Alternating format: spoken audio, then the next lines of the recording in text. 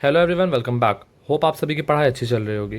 So as you all know कि जनवरी attempt अब ख़त्म हो गया है। अब कुछ लोगों का पेपर अच्छा गया होगा, कुछ लोगों का ख़राब गया होगा, वो एक अलग बात है। लेकिन आई गेस अब सभी लोग अपने ब्रेक से बाहर आकर वापस पढ़ाई में भिड़ गए होंगे। सो इस वीडियो में मैं अपने अप्रैल अटेम्प्ट की स्ट्रैटेजी शेयर करने वाला हूँ। और बहुत से लोगों का अभी बोर्ड एग्ज़ाम होगा, ट्वेल्थ के लोगों का, तो उन सभी को all the best. I hope कि आपके बोर्ड में बहुत अच्छे परसेंट आए, 80% 90% जितना आ सके। और बोर्ड्स को अच्छे से दीजिएगा, वो ज़्यादा इंपॉर्टेंट है, क्योंकि मैं उसे भी भुगत चुका हूँ। मेरा बोर्ड बहुत अच्छा नहीं गया था पिछले बार, और बहुत सारी सिंपथी आपके साथ, लेकिन आप लोग अच्छा करेंगे। All the best to you all. तो बीइंग अ ड्रॉपर, मेरे अप्रैल अटेम्प्ट का प्लान ये है कि सबसे पहले तो मैं फिजिक्स में रे ऑप्टिक्स निपटाऊंगा। तो अभी मैं फिजिक्स में बस एड्यूनिटी की रे ऑप्टिक्स की प्लेलिस्ट ही कंप्लीट कर रहा था। और जैसा कि मैंने पहले वीडियोस में बताया है कि मैं रे ऑप्टिक्स और फ्लूइड नहीं करके जाने वाला था जैन अटेम्प्ट के लिए। और ये मेरी सबसे बड़ी गलती थी, क्योंकि अगर मैं ये 2 चैप्टर करके जाता तो शायद मेरे 1-2 क्वेश्चन और बनते। और being a 28 January shift 1 student, I guess 2 question और बन जाते तो परसेंटाइल में काफ़ी इफेक्ट पड़ता। लेकिन अब क्या कर सकते हैं। तो अभी का मेरा प्लान सबसे पहले ये है कि फिज़िक्स, केमिस्ट्री और मैथ्स में मैंने ये 3-3 चैप्टर चूज़ करके रखे हुए हैं, जिन्हें मैं फर्स्ट प्रायोरिटी के साथ कंप्लीट करने वाला हूँ। और ऐसा नहीं कि मेरे बस यही 3 चैप्टर बचे हैं जो मैंने अभी तक कंप्लीट नहीं किया है। क्योंकि फिज़िक्स में इन तीनों चैप्टर के अलावा मेरे पास ईएमआई और रोटेशन थर्मल प्रॉपर्टीज़ भी है, जो मैंने अच्छे से नहीं किया है क्योंकि उनकी प्रैक्टिस मेरी अच्छी नहीं हुई है। और लेकिन सबसे पहला प्रायोरिटी मेरा रहेगा कि रे ऑप्टिक्स, फ्लूइड्स और रोटेशन को मैं ख़त्म कर लूँ।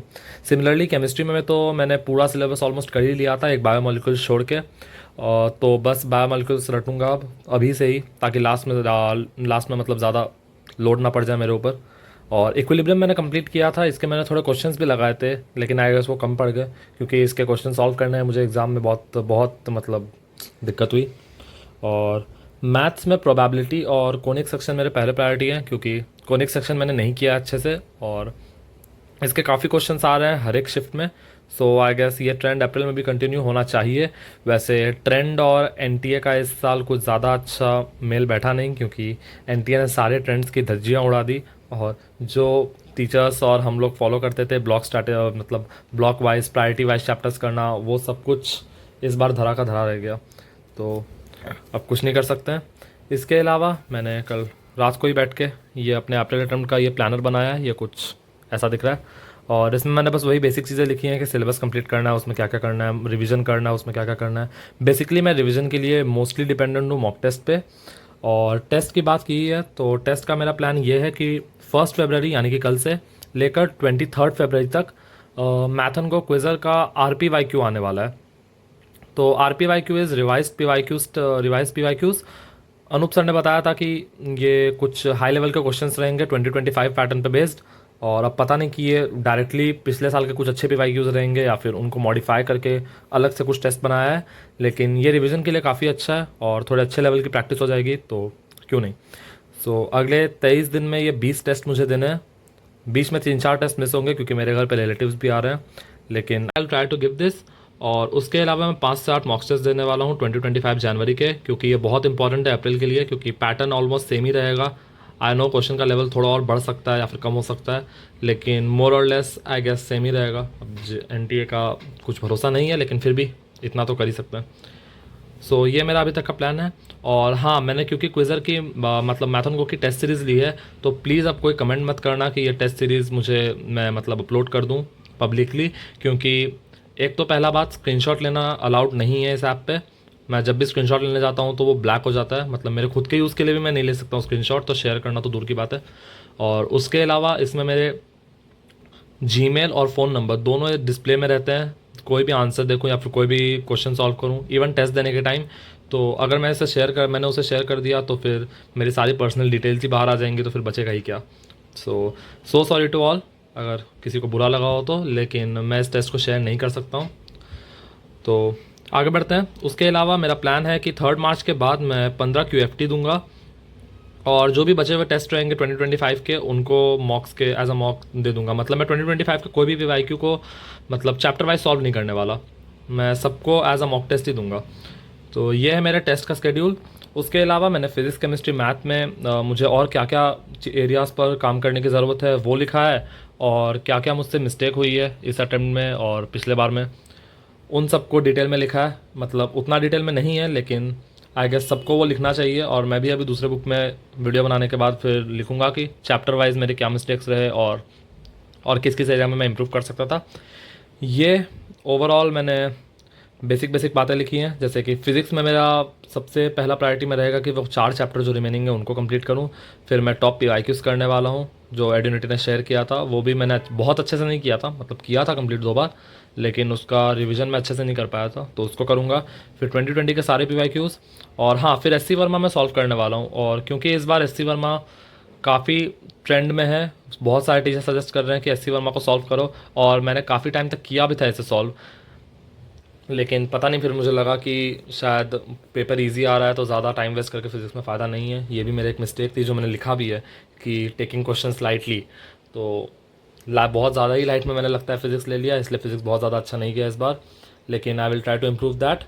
और फिजिक्स को मैं एडवांस लेवल तक लेके जाने की कोशिश करूँगा नेक्स्ट 2 मंथ में, ताकि अगर क्वेश्चंस अनएक्सपेक्टेडली बहुत हार्ड आ गए तब भी मुझे बेनिफिट हो, और ईजी आएंगे तब तो बेनिफिट होगा ही, और उससे मेरे एडवांस के प्रिपरेशन पे बाद में लोड नहीं पड़ेगा।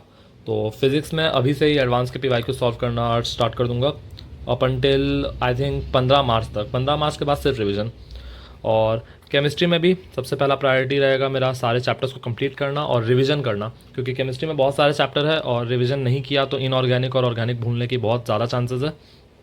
तो फिज़िक्स में वही करूँगा, केमिस्ट्री में वही करूँगा। और फिजिकल केमिस्ट्री का क्वेश्चन प्रैक्टिस मैंने बहुत ज़्यादा अच्छा नहीं किया था, मतलब थर्मोडायनेमिक्स का एक क्वेश्चन आई गेस मेरा रॉन्ग हो गया है अपने अटेम्प्ट में, तो वो मुझे करना है। फिजिकल केमिस्ट्री के अच्छे लेवल के क्वेश्चंस की प्रैक्टिस वो मैं एन अवस्थी से करूँगा। ये जो एन ए लिखा है वो एन अवस्थी के लिए। एन अवस्थी मैंने अपने 11-12 के प्रिपरेशन के टाइम पे बहुत सॉल्व की थी, और उसी की वजह से मेरा एटॉमिक स्ट्रक्चर जैसे चैप्टर्स बहुत ज़्यादा स्ट्रॉन्ग है, तो उसे मैं वापस से फॉलो करने वाला हूँ। उसके अलावा मैथ्स में काफ़ी मिस्टेक्स दिख रहे होंगे, क्योंकि मैथ्स में मैंने बहुत सारे ब्लंडर किए हैं। सबसे पहला कि मैंने उसकी बहुत कम प्रैक्टिस की है फिजिक्स केमिस्ट्री के मतलब रिलेटिव में, और मैथ्स को सबसे ज़्यादा टाइम चाहिए लेकिन मैंने उसे सबसे कम टाइम दिया, क्योंकि बार बार पूरा टाइम फिजिक्स केमिस्ट्री में ही चला जाता था। तो वही है, मैथ्स में बहुत ज़्यादा टाइम चाहिए और मैंने उसे बहुत कम टाइम दिया, इसकी अच्छे से प्रैक्टिस नहीं की, ये सबसे बड़ी मिस्टेक्स थी।